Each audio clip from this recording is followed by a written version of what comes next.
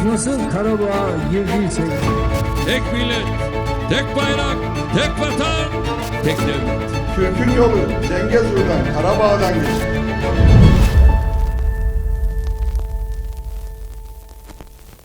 Բարև ձեզ, եթերում իրական Թուրքիան նախագիծն է։ Թուրքիայի ներկա տարածքի Հայաստանի հետ սահմանակից Իգդիր նահանգի նորանշանակ ղեկավարն այցելել է հայ-թուրքական սահմանի Ալիջան անցակետ հարաբերությունների կարգավորման գործընթացի շրջանակում։ Ընդ որում, թուրքական այս լրատվամիջոցը կարգավորում բառը գրում է չակերտներում։ Անցակետի ենթակառուցվածքներն ու անվտանգության համակարգերն անցել են վերջին ստուգումները եւ ամբողջովին պատրաստ վիճակում են։ Ստուգումը գրանցվել է որպես անցակետը մոտ ժամանակում գործարկելու ծրագրի մի մաս, գրում է թուրքական մեդիան։ Խոսքն այն նույն անցակետի մասին է, որն անցած տարի Թուրքիայի մեջլիսում առաջարկել էին կոչել Թալյաթի անունով։ Հայ-թուրքական սահմանը կոչել Հայոց ցեղասպանությունը ծրագրած եւ իրագործած գլխավոր դահիճներից Թալյաթի անունով։ Իրական Թուրքիայի, իրական մեջլիսում, այս իրական նախաձեռնության տեքստում գրել էին. այդ քայլը մեծ նշանակություն ունի ինչպես թուրք ժողովրդի երիտասարդ սերունդներին պատմական գիտակցություն ներարկելու, այնպես էլ պետության պատմական շարունակականությունը եւ պատվաբեր անցյալը հիշեցնելու համար։ Փաստացի Թուրքիայում պատվաբեր անցյալ են կոչում հայոց ցեղասպանությունը։ Պատմական Հայաստանի մասն է Սողոմոն Թեհլիրյանը։ Վերադառնալով Իգդիր, քանի դեռ նահանգապետը Հայաստանի հետ սահմանի անցակետներ ստուգում, նահանգային մեդիան գրեց, որ Իգդիրում Էրդողանի կուսակցության ներկայացուցիչն ընդունել է նահանգի ադրբեջանցիներին, լսել թե ինչ խնդիրներ ունեն։ Խնդիրները ի դեպ շատ հետաքրքիր են մի երկրի համար, որը Հայաստանին բարեկեցություն է խոստանում, բայց պարզվում է իր ներսում ունի առողջապահական ծառայությունների հասանելիությունից, բարձր ապահովագրավճարներից, աշխատանքի ու բնակության թույլտվություններից այդ գործընթացներին առնչվող մեծ ծախսերից դժգոհ ադրբեջանցիներ։ Իգդիրում հենց հայ-թուրքական սահմանին Թուրքիայի բնակչության մեծ մասն ադրբեջանցիներ են։ Ադրբեջանցիները բնակչության զգալի թիվ են կազմում հայ-թուրքական սահմանի ամբողջ երկայնքով։ 400 000 ադրբեջանցիներ էին բնակվում խորհրդաթուրքական սահմանի թուրքական կողմում 90-ականների սկզբին Ադրբեջանից Թուրքիա տեղափոխվեց գաղթականների հերթական ալիքը, ապա Թուրքիայի ներքին գործերի նախարարության տվյալներով 2003-13 թվականներին Ադրբեջանի ավելի քան 15,000 քաղաքացիներ ստացել են Թուրքիայի քաղաքացիություն։ Իրական Թուրքիա նախագծի այս թողարկմանը դիտեք։ Հայաստանում ընտրությունների արդյունքը վճռորոշ կլինի Փաշինյանի իրական Հայաստանի եւ կարգավորման օրակարգի համար թուրքական ուղեղային կենտրոնի զեկույցը։ Trip diye adlandırıyorlar onlar. Bizim Zengezur koridoru dediğimiz yere. Ալիևի համարձակ քայլերը եւ Փաշինյանի վճռական կամքը գովում է Էրդողանը խաղաղության աղավնուցել խաղաղ ուղերձով։ Hem İlham Aliyev kardeşimin attığı cesur adımları hem de Sayın Paşinyan'ın ortaya koyduğu kararlı iradeyi Ոչ թե Թրամփի ուղի, այլ Էրդողանի միջանցք պետք է կոչվեր, եթե Ալիևը բավականաչափ ջանք թափեր։ Դժգոհ են Թուրքիայում։ Trump koridoru değil de benim Erdoğan koridoru, Türkiye koridoru olsun. Եվ հարցազրույց այսօր Հենրի Թերյո ցեղասպանագետ Միացյալ Նահանգներից Թուրքիան եւ Ադրբեջանը ծրագրում են ոչնչացնել Հայաստանը, հայրին կառավարելով վախով, եւ Փաշինյանն ապացուցել է, որ չի կարող գլուխ հանել խնդիրներից, որոնք ինքն է ստեղծել։ But it's Pashinyan saying, I've caused a crisis for Armenian sovereignty and now I'm going to make a huge concession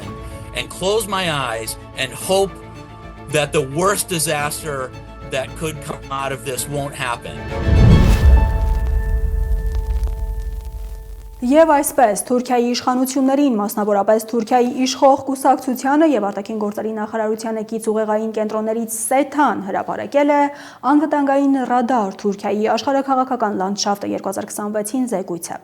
Հայաստանին եւ Սյունիքին, հայ-առաքելական եկեղեցուն եւ ընդդիմությանը սպասվող ընտրություններին եւ Հայաստանի արտաքին կողմնորոշմանը, Փաշինյանի իրական Հայաստան հայեցակարգին եւ այն իրագործելու կարողությանը անդրադարձել են Թուրքիայի արտաքին քաղաքականությունը վերլուծողները։ Հայաստանին եւ իհարկե Զանգեզուրի միջանցք կոչվածին Էրդողանի սիրած ֆրազով Թուրքիայի համար բացված պատուհաններին առաջին անդրադարձը Ռուսաստան-Թուրքիա հարաբերություններին առնչվող գլխի Ռուսաստանի նահանջը վերնագրված բարբերության մեջ է։ Ռուս-թուրքական շահերի բախում տեղի է ունենում միաժամանակ Կովկասում, Սիրիայում եւ Կենտրոնական Ասիայում, քանի որ Ռուսաստանի վերահսկողությունը այս տարածաշրջաններում թուլանում է, հնարավորությունների նոր պատուհաններ են բացվում այլ դերակատարների համար, ինչպիսին է Անկարան։ Այդպիսի պատուհան են Թուրքիայի երկկողմ հարաբերությունները Ադրբեջանի հետ, Թուրքիայի աճող առնչությունները սիրիական նոր վարչակազմի հետ, տնտեսական, ռազմական եւ դիվանագիտական վերակառուցման միջոցով, Հայաստանի հետ հարաբերությունների կարգավորման շարունակական գործընթացը եւ թուրքական պետությունների կազմակերպության միջոցով խթանվող ինտեգրացիան։ Բաց պատուհանը նպաստում է Թուրքիայից բացի այլ պետությունների ներթափանցմանը տարածաշրջան, օրինակ Զանգեզուրի միջանցքի,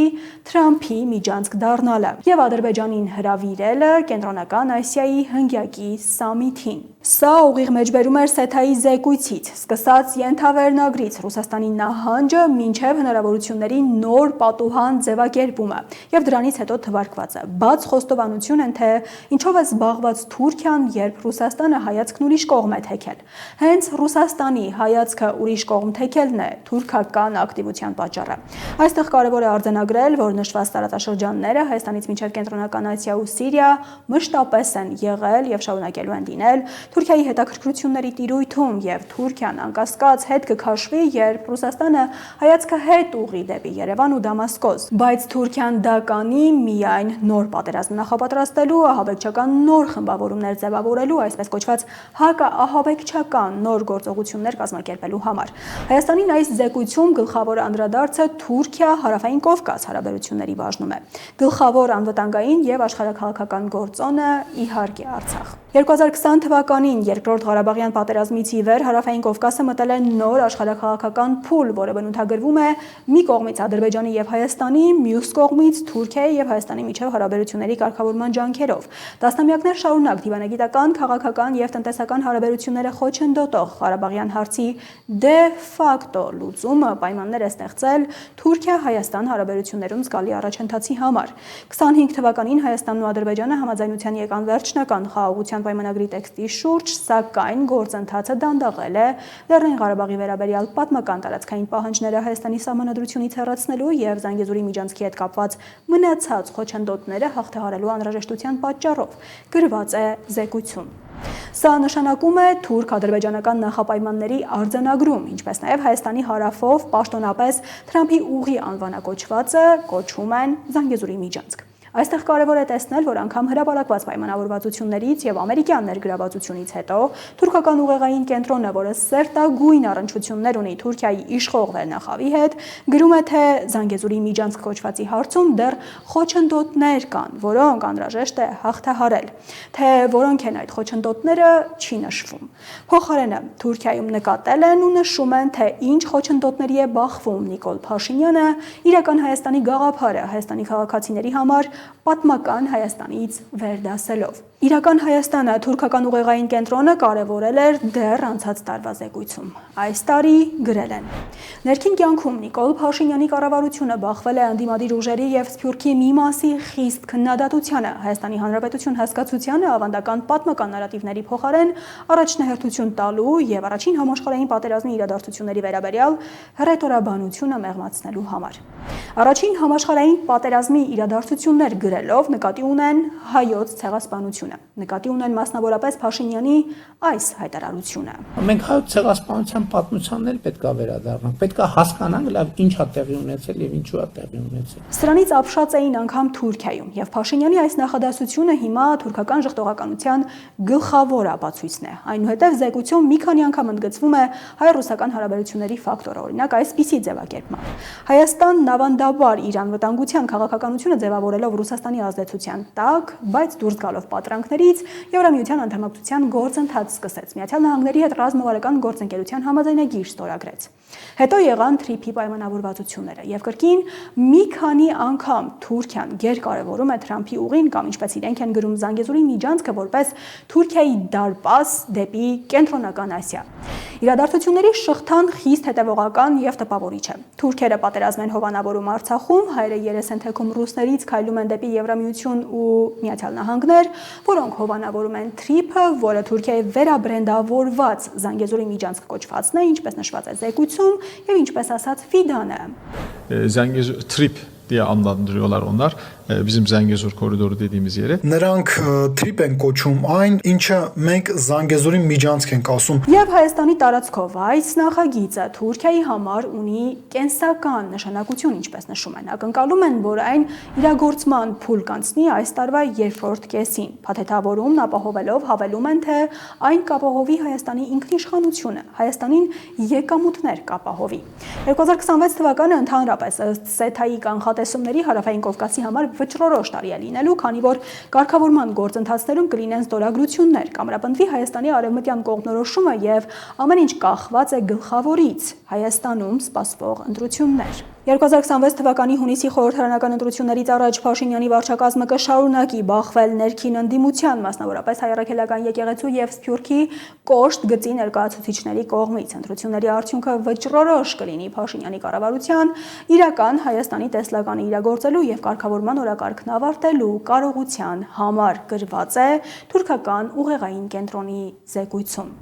Նախ ՍԵԹԱ-ն փաստացի իրար է կապում Փաշինյանի իրական Հայաստանի տեսլականը իրագործելը եւ Թուրքիայի ու հետեւաբար Ադրբեջանի հետ կարգավորման օրակարգերը եւ Թուրքիայի արտաքին գործերի նախարար Ֆիդանից, Թուրքիայի պետական մեդիայից հետո հիմա թուրքական ուղեղային կենտրոնն է կարևորում ու ընդգծում Հայաստանում սպասվող ընտրությունների հանգամանքը, որովհետեւ հունիսին որոշվելու է ոչ միայն Հայաստանի ապագան։ Եվ այս թեմայի վերջում ՍԵԹԱ-ի նախկին ղեկավարը Բուրհանեդին Դուրանը, որը հիմա Թուրքիայի նախագահականի հասարակայնության հետ կապերի վարչության ղեկավարն է, Դոհայում Ալ Ջազիրայի ամենամյա ֆորումի ընթացքում ուշագրավ հայտարարություն է արել։ Wars are no longer confined to physical battlefields. Պատերազմներն այլևս չեն սահմանափակվում մարտադաշտերի ֆիզիկական սահմաններով, այլ վարվում են նարատիվների միջոցով, թվային պլատֆորմների միջոցով եւ հասարակական կարծիքի կառավարումով։ Եվ այստեղ մնում է միայն հարցը. եթե թուրք պաշտոնյայի թվարկածներն են Թուրքիայի մեթոդները, ապա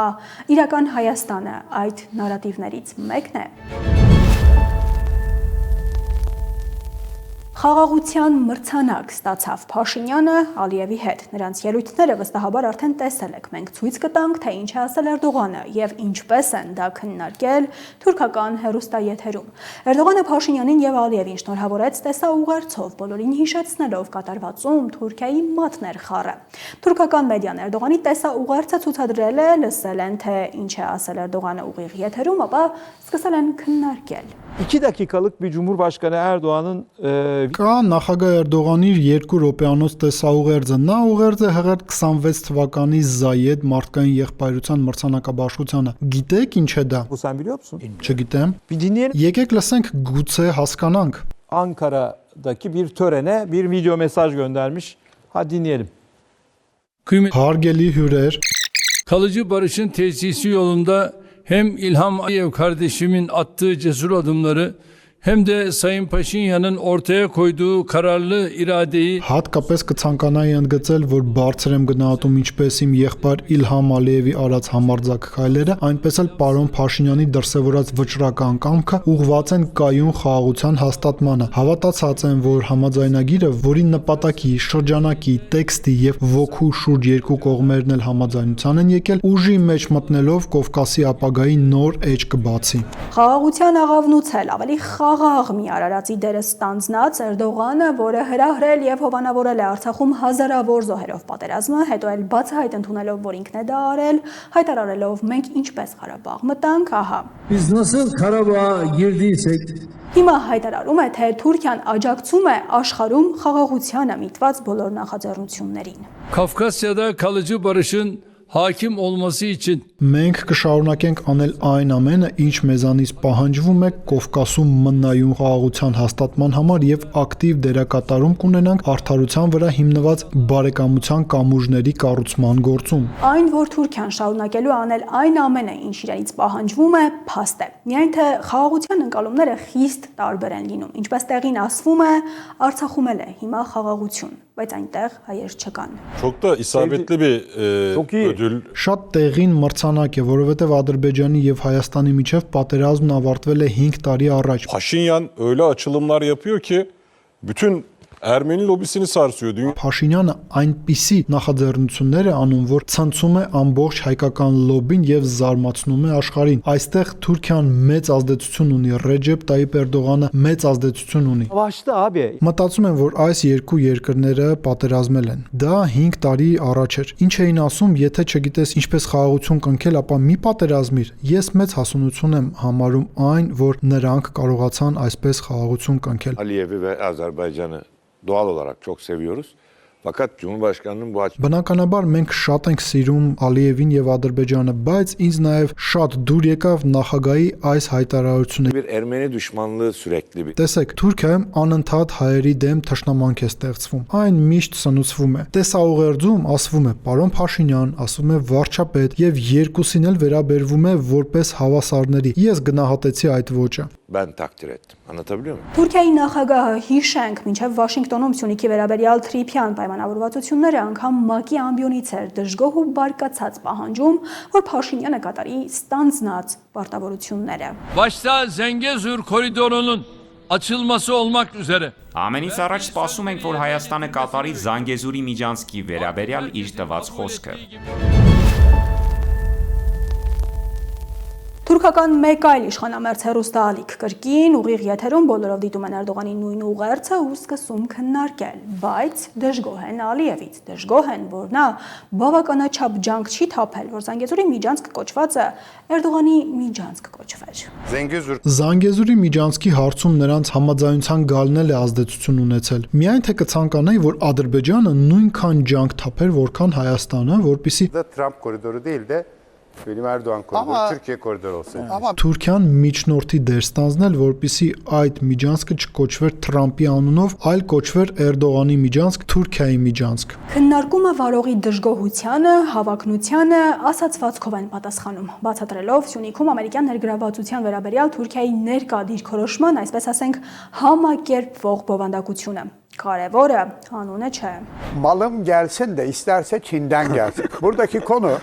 Zengezur koridorunu en çok isteyen bizdik. Evet, çok. Թող իմ ապրանքները գան, նույնիսկ եթե Չինաստանից են գալիս։ Այստեղ հարցն այն է, որ մենք էինք ամենաշատը ցանկանում Զանգեզուրի միջանցքը։ Bunda dahil olmasıyla adı verildi falan. Önemli değil. Önemli olan fonksiyonel olması. Վերջնական փուլում Թրամփի մասնակցությամբ անուն տալը եւ այլն կարեւոր չէ, կարեւորն այն է, որ այն ֆունկցիոնալ լինի։ Հնարավոր է Թրամփի անունը նույնպես կնպաստի դրան։ Կարեւորն այն է, թե ինչ է ցանկանում Թուրքիան։ Şimdi Ermenileri sitem etmiyorum. Azerbaycan'a sitem ediyoruz. Ուղղակի ուզում էի մի փոքր դժգոհել։ Հիմա հայերից չեմ դժգոհում, Ադրբեջանից ենք դժգոհում։ Հնարավոր է, որ Թրամփի անունը նույնիսկ նպաստի այդ միջանցք կոչվածի բացմանը եւ ֆունկցիոնալ լինելուն։ Մի կողմից այսպես են հեռուստացույց դիտող թուրքերին բացատրում, թե ինչու է իրենց գլուխները մտցրած այդ Զանգեզուրի միջանցք կոչվածը հիմա Թրամփի ուղի, մյուս կողմից հնարավոր է, որ սա Թրամփի անունով կոչել է նաեւ Էրդողանի մեթոդներ։ Հիշենք, որ Միացյալ Նահանգների նախագահի բանագնաց Ուիտքոֆը հայտարարել էր Հայաստանին առնչվող հարցերը Թուրքիայի հետ են քննարկում։ So Tom in Turkey has Թոմը Թուրքիայում երկու մարդ ունի, որոնք շատ կարևոր են այս ամենի մասով, ինչ կատարվում է այդ տարածաշրջանում։ Մեկի անունը Իբրահիմ է, որը Թուրքիայի հետախուզության ղեկավարն է, մյուսի անունը Հական, որը Թուրքիայի արտաքին գործերի նախարարն է։ And I might end up with a problem in Azerbaijan or Armenia, could be a Ukrainian issue, and these gentlemen I'm referring to in Turkey are experts in all of these areas. And I'm encouraged in the Trump administration, this is how he works, to call Tom on the phone and to say to Tom, what's Ibrahim's insight as to this. Երբ ես Ադրբեջանին կամ Հայաստանին, Ուկրաինային առնչվող որևէ խնդրի եմ բախվում, Թուրքիայում այս երկու ջենտլմենները այս ամենի մասնագետներն են։ Թրամփի վարչակազմում ինձ խրախուսում են։ Նախագահն այսպես է աշխատում՝ զանգել Թոմին եւ հարցնել, ինչ տեսակետ ունի Իբրահիմը դրա մասին։ Այսպես մենք միասին ենք աշխատում։ Կան հաջողության բազմաթիվ օրինակներ, քանի որ մեր վարչակազմերը շատ լավ են շփվում։ Հնարավոր է, որ Թուրքիայի արտաքին գործերի նախարար Ֆիդան Հայաստանն ու հետախուզության ղեկավար Քալանն են, որոնց մասին խոսում էր Ուիտքոֆը, Միացյալ Նահանգներին բերել Սյունիք, որ Թուրքիան ստիպված չլինի Զանգեզուրի միջանցք կոչվածին դիմադրողների, ինչպես հենց Թուրքիան է նշել, Իրանի եւ Ռուսաստանի դեմ պայքարել միայնակ։ Հնարավոր է, որ Թուրքիան չէր կարող պայքարել եւ հաղթել Իրանին եւ Ռուսաստանին։ Ու ինչպես միշտ, խորամանկությամբ թե հեռատեսությամբ Թուրքիան համաձայնել է Թրամփի ուղի կոչել այն, ինչը իրենք կրկին հիշենք Ֆիդանին Զանգեզուրի միջանցք են կոչում։ Եվ հնարավոր է, որ Հայաստանն ուղղակի գլորվում է այս հունով։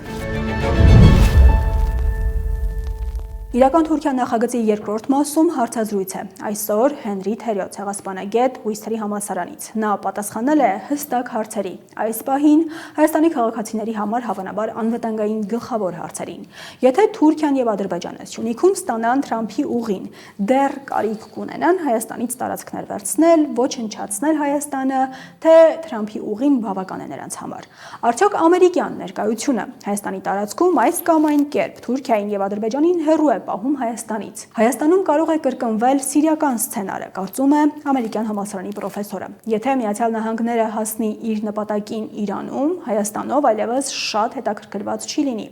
Հետևաբար, Հայաստանը կարող է թողնել Թուրքիային եւ Ադրբեջանին իրենց սեփական օրակարգի համար։ Ցեղասպանագետը հատուկ ընդգծում եւ կարեւորում է եւս մեկ հանգամանք։ Հայաստանը կառավարում են վախով, ինչպես Միացյալ Նահանգների պարագայում էր սեպտեմբերի 11-ի ահաբեկչությունից հետո, եւ նշում է նաեւ առաջին քայլերը, որոնք կօգնեն Հայաստանը դուրս բերել փակուղուց։ Thank you very much for joining us once again for an Շնորհակալ եմ մեզ միանալու հարցազրույցի այս հնարավորության համար եւ իհարկե կսկսեմ այսպես կոչված Զանգեզուրի միջանցքից կամ Թրամփի ուղուց։ Մենք ունենք, կարող եմ ասել, հայ-ամերիկյան պայմանավորվածությունների առաջին մանրամասները եւ կամ մի բառ, որին բոլորը ուշադրություն են դարձնում, մեծ ուշադրություն։ Նույնիսկ պետքարտուղար Ռուբիոն հրապարակված փաստաթղթերում կան բազմաթիվ նախադասություններ, որոնցում նշված է ինքնիշխանություն բառը Հայաստանի տարածքի վերաբերյալ։ Այսպիսով իմ հարցն այն է, թե արդյոք Հայաստանի տարածքային ամբողջականությանը, ինքնիշխանությանը հիմա այլևս որևէ վտանգ չի սպառնում։ Is now Armenia's territorial sovereignty out of any danger? No, thank you for asking that question, and it is, a crucial issue in all of this. I want to start by talking. Շնորհակալություն այս հարցը տալու համար։ Այս ամենի ֆոնին կարևորագույն հարցն է։ Ուզում եմ սկսել խոսելով ԱՄՆ ընդհանուր տեսանկյունից եւ ԱՄՆ-ում Թրամփի վարչակազմի մասին ընդհանուր դիտարկումով։ Միջազգային համաձայնագրեր կնքելիս պետությունների կառավարությունները հիմնականում չեն շտապում, քանի որ դրանք դառնում են շատ պարտավորեցնող։ Եվ երբ դուք ինչ-որ պարտավորություն եք ստանձնում, բարդ է լինում սկզբին վերադառնալը։ Մենք գիտենք, որ պայմանագրերն ու այլ համաձայնագրերը, որոնք ստորագրում է մի կառավարություն, փոխանցվում են հաջորդ կառավարություններին։ Whatever Pashinyan signs now is in place for future administrations of Armenia, and it's very difficult. Եվ սա նշանակում է, որ ինչ էլ հիմա ստորագրի Փաշինյանը, ուժի մեջ է լինելու Հայաստանի հաջորդ վարչակազմերի համար։ Չափազանց դժվար է լինելու ինչ-որ բան փոխել առանց գերկարողությունների կամ բանակցային դիրքի փոփոխության։ The United States. He does not believe in the sanctity of the contract, of the agreement, of the treaty. Այնուամենայնիվ, Թրամփի տեսանկյունից եւ սա է եղել բիզնեսը կառավարելու նրա ձևը, ինչպես նաեւ Միացյալ Նահանգներում նախագահության նրա ձևը։ Նա չի հավատում պայմանագրի, համաձայնագրի, պայմանագրի սրբությանը։ Թրամփի համար դրանք պարզապես գործիքներ են, որոնք կարող է օգտագործել իր նպատակին հասնելու համար։ Եվ նրա համար խնդիր չէ ԱՄՆ օրենսդրությունն անտեսելը։ Խնդիր չէ անտեսելն արդեն իսկ երկար կյանք ունեցած միջազգային համաձայնագրերը, դաշինքները։ Օրինակ ՆԱՏՕ-ն, ինչպես գիտեք, Գրենլանդիայի եւ Դանիայի մասով։ Նրա համար սրանք պարզապես խնդիրներ են, որոնց շուրջ պետք է բանակցի։ And what I'm very concerned about in the particular case of this so-called Trump road is that he's happy to put in things that will make Pashinyan look better than he should be in this situation. Եվ ես շատ մտահոգված եմ այսպես կոչված Թրամփի ճանապարհի մասով այն առումով, որ նա դեմ չի լինի անել քայլեր, որոնք Փաշինյանին ավելի դրական լույսով կներկայացնեն, քան այդ լույսը պետք է լիներ այս իրավիճակում։ Trump will be in office for 3 more years. We know what can happen in 3 years. From 2020 to 2023, we know what happened to Artsakh. And the same thing can happen again to Armenia. Մենք գիտենք, թե ինչ կարող է պատահել 3 տարում։ 2020-2023 թվականներին մենք գիտենք, թե ինչ պատահեց Արցախի հետ։ Նույնը կարող է պատահել Հայաստանին։ Իմ մտահոգությունն այս մակարդակում է։ Երկրորդ, չեմ կարծում, որ Հայաստանում որևէ մեկը պետք է զարմանա իմ այս մեկնաբանությունից, որ Ադրբեջանի եւ Թուրքիայի կողմից ագրեսիան հիմա եւ միշտ հնարավոր է, անկախ միջազգային իրավունքից։ Doesn't mean anything to him is always possible. Ալիևը պարբերաբար է ասում, որ միջազգային իրավունքը նրա համար ոչինչ չի նշանակում։ That Եթե նրանք որոշեն, որ քաղաքականապես կարող են անպատիժ մնալ, վերցնելով հայկական տարածքները կամ նույնիսկ ոչնչացնելով Հայաստանը, նրանք դա կանեն։ Նրանք դրան են սպասում։ taking Armenian territory or even destroying Armenia, they will do it and they are waiting for that.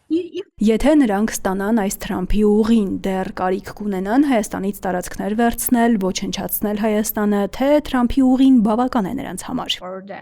Oh, I don't think it's enough. I think it's a foothold. Չեմ կարծում, թե բավական է։ Կարծում եմ այն հենարանն է։ Կարծում եմ այն միավորում է, ակնհայտորեն միավորում է Թուրքիան եւ Ադրբեջանը նոր, շատ արդյունավետ ձևով։ Եվ կարծում եմ այն պարզապես պատրվակ է դառնում ճանապարհի շուրջը գտնվող տարածքները վերցնելու համար։ Բայց այն նաեւ նախադեպ է ստեղծում, որով հայ քաղաքական առաջնորդները where Armenian political leaders are willing to grant territorial concessions to Azerbaijan and Turkey under threat. Պատրաստ են տարածքային զիջումների գնալ Ադրբեջանի եւ Թուրքիայի սպառնալիքի տակ։ Բացի այդ, կավելացնեի, որ նրանք շատ լավ գիտակցում են եւ կրկին չեմ ուզում հակափաշինյանական կամ նման մի բան ասել, որ սա հաշվարկ է, անկախ նրանից, թե ով կկայացներ այս որոշումը։ Եթե Քոչարյանը լիներ եւ այսպիսի որոշումներ կայացներ, ես կասեի նույնը։ That they are very clear. They have a leader in Armenia who either can be bought or manipulated or can be threatened in such a way that they can continually gain more concessions. Որ Թուրքիան եւ Ադրբեջանն ունեն առաջնորդ Հայաստանում, որին կամ կարելի է գնել, կամ մանիպուլացնել, կամ էլ կարելի է այնպես սպառնալ, որ հնարավոր լինի անընդհատ ավելի շատ զիջումներ ստանալ։ There isn't a line, there isn't a stopping point. And this is a concession. We know what Azerbaijan gets one thing, it's going to try to take another thing. Չկա սահման, չկա կանգ առնելու կետ։ Եվ մենք գիտենք, որ երբ Ադրբեջանը ստանում է մի բան, հետո փորձելու է վերցնել եւս մեկը, հաջորդը, մյուսը։ Եվ այս ցիկլը դադարեցնելու միակ միջոցը զիջումները դադարեցնելն է, որքան շատ է տալիս, այնքան ավելի դժվար է դիմադրել։ Only way to stop that cycle is to stop the concessions. The more you give, the more difficult it is to resist. You mentioned Kocharyan, so I will ask, in one hand, we have Pashinyan, who is claiming that this Trump route Դուք հիշատակեցիք Քոչարյանին, ուստի ես կհարցնեմ։ Մի կողմից ունենք Փաշինյան, որը պնդում է այս Թրամփի ուղին անվտանգային գործոն է Հայաստանի համար, եւ մյուս կողմից ունենք ընդդիմության առաջնորդներից Քոչարյան, որը պնդում է այս Թրամփի ուղին, եթե շարունակի առաջ մղվել ներկա տրամաբանությամբ, կդառնա Հայաստանի անվտանգության ամենամեծ սպառնալիքը։ Ում պետք է հավատանք եւ ընդհանրապես ինչու է Թրամփին պետք այս ուղին Հայաստանի տարածքում։ Trump needs this route through Armenia's territory. Well, I think the why Կարծում եմ պատճառը նախևառաջ այն է, որ դա Ադրբեջանին եւ Թուրքիային վճարելու միջոցն է։ and Turkey Ինչի համար։ to use them against Russia. Երկուսն էլ Ռուսաստանի դեմ օգտագործելու համար։ Ակնհայտորեն Թրամփի ուղին քաղաքական եւ տնտեսական օգուտներ կբերի Թուրքիային եւ Ադրբեջանին։ Այն առաջ է մղում թյուրքական ժողովուրդների միավորման պանթյուրքական գաղափարը։ Չնայած կարծում եմ, որ արևելյան, այսպես կոչված թյուրքական ժողովուրդները հավանաբար շատ ավելի քիչ են ոգևորված այդ միավորման գաղափարով, քան ադրբեջանցիները եւ թուրքերը։ Թրամփի համար քաղաքական հաշվարկ է, այսպես ասենք, հավանություն ստանալու համար։ Չմոռանանք նաև, որ նա Նոբելյան խաղաղության մրցանակի ֆետիշ ունի։ Կարծում եմ, որովհետև Բարակ Օբաման այն ստացել է ոչինչ չանելու համար։ Թրամփի եւ իմ կարծիքով նույնպես։ Կարծում եմ Թրամփն ուզում է, որ իրեն ընկալեն որպես հակամարտությունները կարգավորող, պատերազմներին վերջ տվող։ Բայց նրան չի հետաքրքրում, թե ինչպես են այդ հակամարտությունները կարգավորվում, պատերազմներն ավարտվում։ That he wants to be seen as someone who settles conflicts or whatever. He doesn't care how they're settled. He just wants to end them. Իսկ Իրանը, որովհետև Թրամփի այս ուղին կխզի հայ-իրանական սահմանը։ Oh, excellent point. Yeah.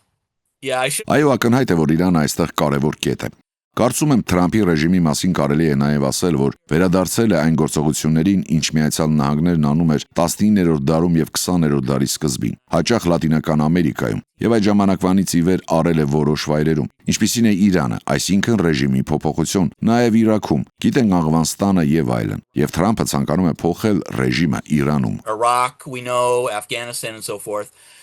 And Trump wants to change the Iranian regime. This will obviously help that. Եվ Իրանի գերագույն հոգևոր առաջնորդ Ալի Խամենեին զգուշացրել է Միացյալ Նահանգներին, որ Իրանի դեմ ցանկացած հարձակում կհանգեցնի տարածաշրջանային պատերազմի։ In a regional war.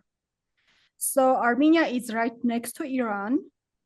Հայաստանն այդ տարածաշրջանում է Իրանի հենց կողքին, բայց Փաշինյանը պնդում է, թե Թրամփի ուղին ապահովում է Հայաստանի անվտանգությունը։ Արդյոք Թրամփի ուղին կփրկի Հայաստանը, եթե Իրանում հիմա կամ առաջիկա ամիսներին ինչ-որ բան տեղի ունենա։ If we have something happening in Iran now or in coming months. So let me say I'm probably not qualified that Թույլ տվեք ասել, որ ես հավանաբար որակավորված չեմ նման վերլուծության համար։ Արտաքին քաղաքականության մասնագետ չեմ, բայց կարող եմ երկու հնարավոր սցենար ներկայացնել, որոնք կարող եմ տեսնել որպես իրավիճակին հետևող մեկը։ The first is that Pashinyan is to some extent right. That is that what you effectively have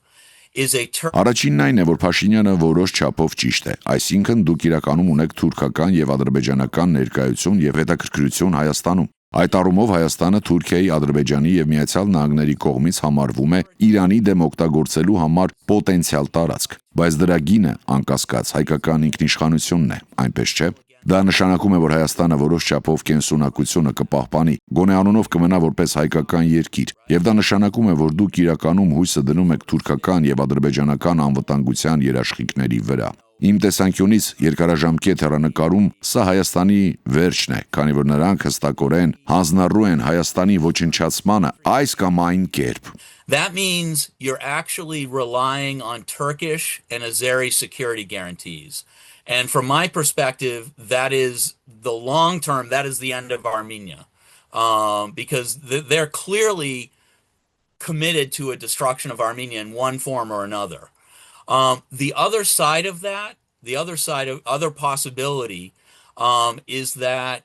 Armenia itself is continued to be seen as a pro-Iran. Հավանական մյուս սցենարն այն է, որ Հայաստանը շարունակի դիտվել որպես իրանամետ ուժ։ Ադրբեջանի ու Թուրքիայի ներկայությունը Սյունիքում Հայաստանի վերաբերյալ այդ իրանամետ ընկալումը կամ Հայաստանի դեմ քարոզչությունը կօգտագործվեն որպես պատրվակ, գրավելու ամբողջ տարածքը, առնվազն Հայաստանի հարավում, որը մոտ է Իրանին եւ հնարավոր է գրավելու Հայաստանը ընդհանրապես։ Ինչն է հատկապես վախեցնող այս հարցում։ Հատկապես վախեցնողն այն է, որ ԱՄՆ վարչակազմի դիրքորոշման, Իրանի, Իսրայելի եւ այլնի նկատմամբ այս ամեն ինչ կամ ոչինչ մոտեցման պատճառով չեմ կարծում, որ Թրամփի վարչակազմը նույնիսկ կարևորություն կտա Հայաստանի տարածքի գրավմանը։ Թրամփի վարչակազմը կարևորություն չի տա, չի միջամտի, քանի որ վերջնանպատակը այդ տարածքում գերիշխելն է, Իրանի վրա գերիշխանություն տարածելու համար։ Armenia has no meaning to them outside of that. Այնպես որ Հայաստանը նրանց համար դրանից դուրս ոչ մի նշանակություն չունի։ Կարծում եմ, որ իրականում իրավիճակը վատ է երկու սցենարների դեպքում էլ։ Situation both ways. So is American presence Արդյոք ամերիկյան ներկայությունը Հայաստանի տարածքում այս կամ այն կերպ Թուրքիային եւ Ադրբեջանին հեռու է պահում Հայաստանից, այս վտանգը հեռու է պահում Հայաստանից, թե Armenia keeping this danger far from Armenia or It's a good question, and I think what's new about this, and we should keep in mind, I'm looking from U.S. foreign policy history, which is Սա լավ հարց է, եւ պետք է ասեմ, որ խնդրում եմ հիշեք, որ ես այս ամենը վերլուծում եմ ԱՄՆ արտաքին քաղաքականության պատմությանը տեղյակ լինելով։ Այստեղ ես ավելի շատ փորձ ունեմ եւ պետք է ասեմ հետեւյալը. ԱՄՆ-ն միջամտել է, ներխուժել է, գրավել ռազմական բազաներ է տեղակայել Լատինական Ամերիկայում, Եվրոպայում, Մերձավոր Արևելքում եւ աշխարհի այլ վայրերում, Ասիայում, իհարկե, գիտենք Կորեայում, Ճապոնիայում։ Կարող եք նայել ԱՄՆ-ի ներկայությունը պարտադրելու փորձի որոշ արդյունքների, Վիետնամի պատերազմին, նայել այն սարսափելի իրավիճակին, որը մենք ստեղծեցինք Աղվանստանում, Խորհրդային Միության կողմից առաջացած սարսափելի իրավիճակից հետո, ապա Իրաքն էր եւ այլն։ Կարող եք նայել այսօրվա Վենեսուելային, պարզապես նայել Հոնդուրասին, որպես մի երկիր, որը վերջին 20 տարիների ընթացքում ոչնչացվել է ԱՄՆ նախագահների կողմից, լիովին ոչնչացվել է ոչ միայն քաղաքական, այլև սոցիալական մակարդակում։ Այս դեպքում հետաքրքիրն այն է, որ սովորաբար ԱՄՆ-ն անմիջապես ստանձնում է իշխանությունը այդ երկրների ներսում։ Իրանը լավ օրինակ կլինի այստեղ։ Կարծում եմ, որ Թրամփի ռեժիմը ցանկանում է հաստատել ԱՄՆ-ի կողմից վերահսկվող ռեժիմ Իրանում, բայց այն, ինչ ԱՄՆ-ն արեց Սիրիայում, այլ է։ Թույլ տվեց Թուրքիային հսկայական դեր ունենալ նոր ռեժիմի հաստատման գործում, եւ դա թույլ տվեց Թուրքիային առաջ մղել իր շահերը որոշակի ձևով, որը պարտադիր չէ, որ համընկնի ԱՄՆ շահերի հետ։ Հայաստանի դեպքում ինձ մտահոգում է այն, որ դուք կունենաք այս նոր միտումը, սիրիական սցենարը, որտեղ Հայաստանը մի տեսակ երկրորդական կդառնա։ Եթե ԱՄՆ-ն հասնի իր նպատակին Իրանում, Հայաստանով այլևս շատ հետաքրքրված չի լինի։ Հետևաբար Հայաստանը կարող է թողնել Թուրքիային եւ Ադրբեջանին նրանց սեփական օրակարգի համար, եւ դա շատ վախեցնող է։ And what I worry about in the case of Armenia is that you'll have this new trend where Armenia is sort of a collateral secondary thing. If the US gets its goal in Iran, it really doesn't care about Armenia. And therefore, it can sort of leave it to Turkey and Azerbaijan for their, for their own agenda. And that is very frightening. I will say one of the curious things about Pashinyan's real Armenia concept is the ejection of the diaspora. Ես կասեմ, որ Փաշինյանի իրական Հայաստանի հայեցակարգին առնչվող կարևոր փաստերից մեկը Սփյուռքի մերժումն է, որպես Հայաստանում նշանակալի դեր ունեցող գործոն։ Եվ ես ուզում եմ շատ զգույշ լինել։ Միշտ եմ շատ զգույշ Հայաստանի ներքին քաղաքականության մասին խոսելիս։ Երբեք չեմ խոսի օրինակ Հայաստանի հարկային օրենսդրության կամ նմանատիպ բաների մասին։ Բայց երբ հարցերը հիմնարար կերպով ազդում են Սփյուռքի վրա, դա այլ պատմություն է։ Որովհետև կարող ենք ասել, ես էլ Սփյուռքի մի մասն եմ։ Եվ իրականում Սփյուռքը Միացյալ Նահանգներում, Կանադայում, Ավստրալիայում, Ֆրանսիայում, նույնիսկ Ռուսաստանում ազդեցություն է ունեցել այդ երկրների արտաքին քաղաքականության վրա, որը միայն դրական արդյունք է ունեցել Հայաստանի համար։ Չեմ ուզում մտածել նույնիսկ թե ինչ տեսք կունենային 1990-ականները առանց ակտիվ Սփյուռքի։ Օրինակ ԱՄՆ-ում 907-րդ կետի ընդունման, որը սահմանափակում էր Ադրբեջանին ռազմական օգնությունը։ Կարծում եմ, որ այս կարևոր պահին Սփյուռքը Փաշինյանի կողմից պետք է դիտարկվի որպես դաշնակից, 5-րդ շարասյուն, ինչ որ է, մի խումբ, որը կարող է իսկապես խաղաքարտ լինել, որով նա կարող է խաղալ միջազգային դիվանագիտության մեջ։ Diaspora should be seen by Pashinyan as an ally and a fifth column, whatever it is, a group that can really be a card he can play in international diplomacy. Այո, բայց մենք հականատես լինում դրա ճիշտ հակառակին։ The exact opposite. And what that means is he's weakening the ability of Armenia to have an effect on US foreign policy. Ճիշտ հակառակն է, այո։ Եվ դա նշանակում է, որ նա թուլացնում է Հայաստանի ԱՄՆ արտաքին քաղաքականության, Ֆրանսիայի արտաքին քաղաքականության, Կանադայի արտաքին քաղաքականության, Ավստրալիայի արտաքին քաղաքականության վրա ազդեցություն ունենալու կարողությունը այն ժամանակ, երբ Հայաստանի կառավարությունը կարիք ունի առավելագույն աջակցության, այն ժամանակներում, երբ մենք գիտենք, որ բռնության բռնկում կա։ Մենք տեսնում ենք ռազմական էսկալացիաներ, տեսնում ենք Թուրքիայի վերածնունդ, Ադրբեջանի վերելք եւ օտարացնել, ոչ միայն օտարացնել, այլև թուլացնել Սփյուռքը։ Միացյալ Նահանգներում, երբ մարդիկ փորձում են լոբինգ անել Հայաստանի համար, այդ լոբինգի մի մասը հակասում է նրան, ինչ ասում կամ ցանկանում է Հայաստանի կառավարությունը։ Այսպես հայկական լոբին շատ թույլ է դառնում, քանի որ թվում է, թե այն աջակցություն չունի իր հայրենիքի կողմից, որն այն ինչ-որ կերպ հակասության մեջ է, եւ սա աներևակայելիորեն վտանգավոր է։ Փաշինյանին հաջողվել է վերացնել մի հզոր գործիք, որը կարող էր զգալի հետևանքներ ունենալ Հայաստանի համար գլոբալ մակարդակով։ Փաշինյանը ոչ միայն մարգինալացրել է հայկական լոբին, այլև թուլացրել եւ նվազեցրել է դրա ուժը։ Եթե մտածենք, փորձենք մտածել, որ Փաշինյանը փորձում է կառավարել ռիսկերը, որ ռիսկերի կառավարման նրա ձևը Թուրքիայի եւ Ադրբեջանի հետ խաղաղություն հաստատելն է, հարաբերությունները կարգավորելն է, առնվազն փորձել է։ Եթե մտածենք, որ նա անում է առավելագույնը, ինչ կարող է, եթե նրա քաղաքականության մեջ ոչ մի սխալ բան չկա, իսկ թուրքական եւ ադրբեջանական կողմերը նրանց ուզածն ինչ է, ես կհարցնեմ Թուրանի մասին։ Փաշինյանը հրապարակավ պնդում է, թե Թուրանը խնդիր չէ Հայաստանի համար, հնարավորություն է Հայաստանի համար։ Այսպիսով խնդրում եմ բացատրեք մեզ, թե ինչ է Թուրանը։ Նույնիսկ եթե մենք խաղաղություն ենք ուզում, եթե հայերը խաղաղություն են փնտրում Թուրքիայի եւ Ադրբեջանի հետ, ո՞րն է նրանց ծրագիրը։ Even if we want peace, if Armenians are seeking peace with Turkey and Azerbaijan, what is their plan? That's a great question. Սա հիանալի հարց է։ Եվ կրկին ես հստակ չգիտեմ, թե ինչ են նրանք անում։ But when you base foreign policy or even domestic policy in 2026 on one of the foundations of the Armenian genocide, one of the ideological ideas, that tells you quite a bit. Բայց երբ 2026 թվականի արտաքին կամ նույնիսկ ներքին քաղաքականության հիմքում դնում են հայոց ցեղասպանության գաղափարախոսական առաջնորդներին, հայոց ցեղասպանությանը բերած գաղափարները դա բավական խոսուն է դառնում։ Դա ձեզ երկու կոնկրետ բան է ասում Հայաստանի վերաբերյալ։ Մեկն այն է, որ Թուրքիայում եւ Ադրբեջանում Հայաստանի վերաբերյալ գործնական գաղափարները դեռևս նույնն են, ինչ մեկ դար առաջ, եւ դրանք հայերին վերացնելու մասին են։ Այն փաստը, որ Թուրքիան եւ Ադրբեջանն իրենց այդքան հարմարավետ են զգում այդ հռետորաբանությունն օգտագործելիս, ցույց է տալիս երկրորդ խնդիրը։ Այն է, որ հիմա կարծես սահմանափակումներ չկան Հայաստանի վերաբերյալ նրանց կայացրած որոշումների վրա։ Անկախ դրանից, թե ինչ էր պատահել Արցախում անցյալում, չեմ կարծում, թե Ադրբեջանի կողմից լուրջ սպառնալիք կար Հայաստանի տարածքային ամբողջականության դեմ։ Whatever happened in Artsakh, I don't think there was a serious threat to Armenia's the territorial integrity of Armenia from Azerbaijan. Զսպող գործոններն էին Ռուսաստանի հետ հարաբերությունները, Սառապատերազմից հետո ստեղծված ստատուս քվոն, Միացյալ Նահանգները կարձագանքեր եւ այլն։ Այժմ իրավիճակը շատ տարբեր է։ Այն փաստը, որ եւ Ադրբեջանը եւ Թուրքիան այս լեզուն օգտագործում են որպես իրական արտաքին քաղաքականության եւ հարաբերությունների ձևաչափում, նշանակում է, որ նրանց գործողությունների նախկին սահմանափակումները, զսպանակները այլևս գոյություն չունեն։ Ես կասեի ավելին, գիտեմ, որ մենք ժամանակ չունենք ավելի մանրամասնելու, բայց ձեր հարցում բարձրացված որոշ մտքեր էական են։ Եվ կասեմ եւս մեկ բան, հայ հանրության համար այժմ արկա խնդիրներից մեկը, եւ ես դա զգացել եմ նույնիսկ Միացյալ Նահանգներում սեպտեմբերի 11-ի հարձակումներից հետո, վախն է։ Վախը ձեր երկրի սեփական բնակչության դեմ օգտագործող ամենահզոր գործիքն է։ In public right now, and I've experienced this even in the United States after September 11th, the attacks, this was used. Fear is the most powerful tool to use against your own population. We have to remember,